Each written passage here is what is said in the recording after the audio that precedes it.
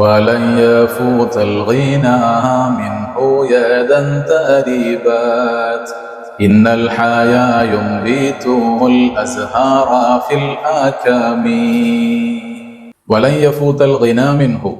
ആ മുത്തുനബി സ്വല്ലല്ലാഹു അലൈഹി വസല്ലമ തങ്ങളിൽ നിന്നുള്ള ഐശ്വര്യം അഥവാ അവിടുത്തെ ശഫാഅത്ത് അത് നഷ്ടപ്പെടുകയില്ല, അത് ലഭിക്കാതിരിക്കുകയില്ല. യദൻ തരിബത്ത്, കാലിയായിട്ടുള്ള കൈകൾക്ക്. അഥവാ ഒരു അമലും ഇല്ല, പറയാൻ മാത്രം അമലുകളൊന്നും ഇല്ലാത്ത ഒരു ദോഷിയായ മനുഷ്യൻ, അവന്റെ കൈകൾ കാലിയാണ്. അങ്ങനെയുള്ള ഒരാൾക്കും അവിടുത്തെ ആ ശഫാഅത്ത് നഷ്ടപ്പെടൂല. എന്നിട്ടൊരു ഉപമ പറയാണ്, ഇന്നൽ ഹയ, തീർച്ചയായും കാലവർഷത്തിൽ പെയ്യുന്ന മഴ, യുംബിത്തുൽ അസ്ഹാറ ഫിൽ അഖമി, അത് കുന്നിൻ പുറത്തുള്ള മലമുകളിലുള്ള ചെടിയെയും അത് മുളപ്പിക്കും.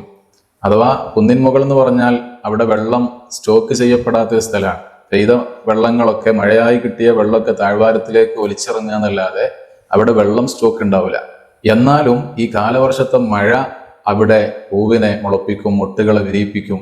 എന്നതുപോലെ ഒന്നുമില്ലാത്ത, കൈകൾ ശൂന്യമായ ഒരു ദോഷിയായ മനുഷ്യനാണെങ്കിൽ പോലും അയാൾക്ക് മുത്തുനബി സ്വല്ലല്ലാഹു അലൈഹി വസല്ലമ തങ്ങളുടെ ഈ രൂപത്തിൽ മഴയായി പെയ്യുന്ന ഔദാര്യങ്ങൾ എന്തായാലും അയാൾക്കും ലഭിക്കും.